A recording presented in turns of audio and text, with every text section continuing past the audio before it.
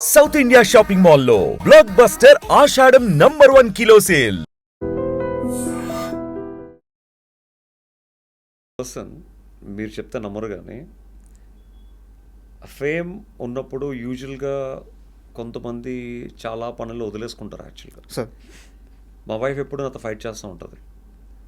ఆ కాస్టింగ్ జోలికి వెళ్ళొద్దు, కాస్టింగ్ నాపేయండి, ఆ కాస్టింగ్ అనే దాన్ని నేను తట్టుకోలేను, ఓకే స్టాప్ దాట్.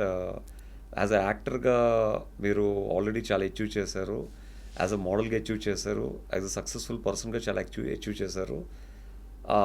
అంటే నాకేంటంటే ఒక ఒక జాబ్ ఎవరన్నా ఒక యాడ్ ఫిల్మ్ ఉంది ఎవరు ఉంటే చెప్పండి అన్నప్పుడు నేను ఎవరు కష్టపడుతున్న వాళ్ళకి ఏదో ఒక విధంగా హెల్ప్ చేయాలి. దానివల్ల మనకు డబ్బులు రాకపోయినా పర్లేదు, at least they make some money, at least they make some fame, at least మనల్ని నమ్ముకోకపోయినా వాళ్ళు ఎంతో కొంత కష్టపడి ఈ పొజిషన్కి వచ్చారు.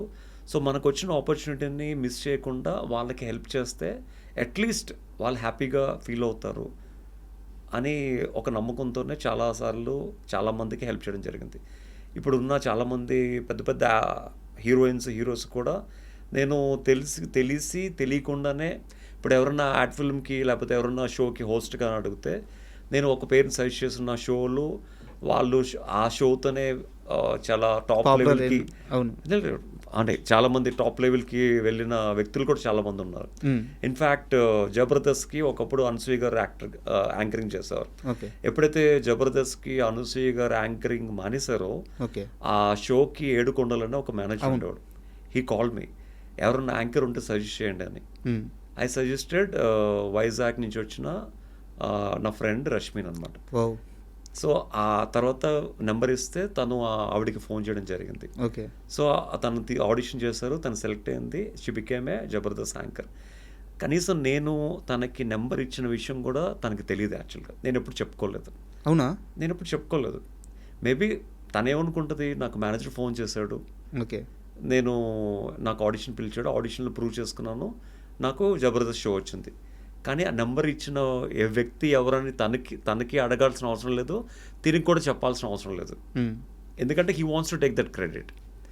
నేనే మీకు ఫోన్ చేశానని. So he want reveal my name. So obviously మనకు అవసరం కూడా లేదు, నేనే వెళ్ళి చెప్పాను అని. అలాగే చాలామందికి చాలా రకాలుగా నేను హెల్ప్ చేశాను నా పేరు చెప్పుకోకుండానే. సో ఇక్కడ దొరికారు మీరు, అంటే చెప్పాల్సి వచ్చింది కాబట్టి ఐ టోల్డ్ యూ. అడుగుతున్నాను అంటే ఎందుకు కౌశల్కి ఛాన్సులు రావట్లేదు అంటే కోరుకున్న ఛాన్సులు ఇండస్ట్రీ అంటే ఇక్కడ దొరికారు మీరు. చేసే మంచి చేసినప్పుడు చెప్పుకోవడానికి ఏం సార్, ఇండస్ట్రీలో చేయను మంచిని కూడా చేసామని చెప్పుకునే మనుషులు ఉన్నారు. అంటే ఇప్పుడు నేను చేశానంటే మీరు చేశారా అన్న క్వశ్చన్ మార్క్ నాకు వద్దు యాక్చువల్గా. నేను చేసినా చేయకపోయినా మీకు నా వల్ల మంచి జరిగింది, మీ లైఫ్ సెటిల్ అయింది, దట్స్ ఇనఫ్ ఫర్ మీ. నేను చేశానా చేయలేదు అన్నది దేవుడు తెలుసు, నాకు తెలుసు, ఇంకా మీకు తెలియాల్సిన అవసరం లేదు. అంటే అంటే అంటే whether it's true or false I don't know. My hand is very very lucky for others. My hand is not lucky for me.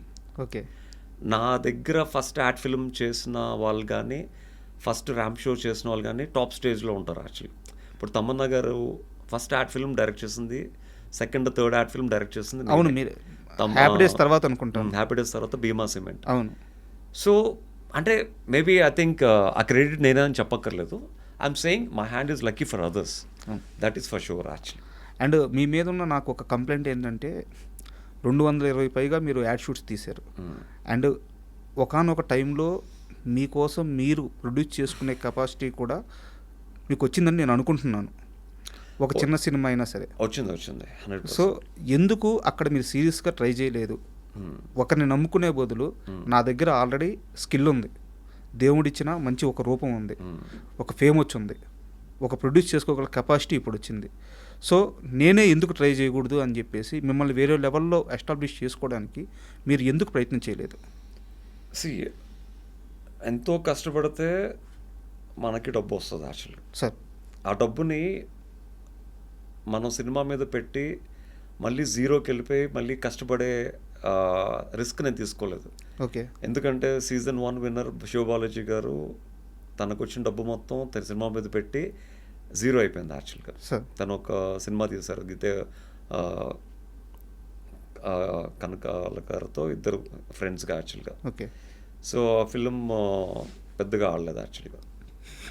So మళ్ళీ నేను అదే రిస్క్ తీసుకుని మళ్ళీ నేను కూడా సినిమా తీసి మళ్ళీ నా ఫ్యామిలీ కోసం కష్టపడి సంపాదించుకున్న డబ్బుని మళ్ళీ నేను I don't spoil it. As you know that నాకు బిగ్ బాస్ ఇచ్చిన క్యాష్ ప్రైజ్ ఏదైతే ఉందో sir the winning amount as I said I want to donate for అవును చెప్పే patients. That's I donated actually. Maybe నాకు వచ్చిన ఆ రెమ్యునరేషన్ ఏదైతే ఉందో ఆ రెమ్యునరేషను ప్లస్ బిగ్ బాస్ నుంచి బయటకు వచ్చిన తర్వాత నేను అందరు విన్నర్స్ కన్నా I'm the only winner who did lot of shop openings. I got a good అంటే ఒక షాప్ ఓపెనింగ్స్ బాగా డబ్బులు వచ్చేవి అనమాట ఆ టైంలో ఉన్న క్రేజ్కి. సో కేఎల్ఎంవే చాలా ఓపెన్ చేస్తాను, ఒక 6 to 7. సో ఒక 7 to 8 యాడ్ ఫిల్మ్స్కి యాజ్ అ బ్రాండ్ అంబాసిడర్గా చేశాను. సో ఆ డబ్బులన్నీ తీసుకుని వెళ్ళి ఫ్యామిలీ నన్ను నమ్ముకున్న వచ్చిన నా వైఫ్కు నాకు పుట్టిన నా పిల్లలకి obviously they need that money actually. So obviously cinema తీసి ఆ డబ్బులు పోగొట్టుకుని మళ్ళీ నేను ఫస్ట్ నుంచి మళ్ళీ కష్టపడే టైము లేదు, ఆ సాహసం కూడా మళ్ళీ చేయలేం. So I kept that money on my kids అనమాట. అంటే వాళ్ళకి లైఫ్లో కావాల్సిన ఒక మంచి ఇల్లు, వాళ్ళకి కావాల్సిన ఒక కారు, అంటే నాలా కష్టం పడకూడదని వాళ్ళకి ఒక మంచి హెల్ప్ఫుల్ అయ్యే విధంగా ఐఎమ్ లీడింగ్ దర్ లైఫ్ అనమాట. ఈ విషయంలో నీలిమా గారి థాట్ ప్రాసెస్ ఎలా ఉంటుంది? వారు లేదు మనం ముందుకు వెళ్ళాలి అంటారా, మీరు చెప్పింది కరెక్ట్ అంటారా? ముందుకు వెళ్ళాలి అంటే ఐ మీన్ అంటే మనం ఇన్వెస్ట్ చేద్దాం, నీ మీద నువ్వు ఇన్వెస్ట్ చేసుకో, సో ప్రాబ్లం అన్ని తర్వాత సంగతి. దానికి అసలు సినిమా ఇండస్ట్రీ మీద నమ్మకం లేదు, 100% అసలు జీరో అనమాట. ఓకే. అంటే మీరు ఎంత ఇన్వెస్ట్ చేసుకున్నా మీ మీద అది బూడిదలో పోసిన పన్నీర్ లాగే. Okay. But you want even get 1 rupee also. She knows that actually. ఎందుకంటే ఒక సినిమాని రిలీజ్ చేయాలంటే దానికి ఎంత డబ్బులు పెట్టినా సరిపోతుంది యాక్చువల్గా. సో మనం ఎన్ని కోట్లు పెట్టినా ఒక సినిమాని రిలీజ్ చేస్తున్న సినిమాని ప్రమోట్ చేసుకోవడానికి, ఆ ప్రమోట్ చేయడానికి 10 మంది హీరోల్ని పిలవడానికి, so we are not capable for that. So obviously better దేవుడు ఒక విధంగా డబ్బులు ఇచ్చాడు, ప్రజలు ఒక విధంగా విజయాన్ని ఇచ్చారు, ఆ విజయాన్ని కాపాడుకుంటూ just settle your life and again back to old life అనమాట. అంటే నేను యూజువల్గా ఒక యాడ్ ఫిల్మ్ చేస్తే ఫేమ్ వచ్చిన తర్వాత, ఫేమ్ రాకముందు ధైర్యంగా చేసేవాడిని, ఫేమ్ వచ్చిన తర్వాత మాస్కులు పెట్టుకుని క్యాప్ పెట్టుకుని చేయాల్సి వస్తుంది.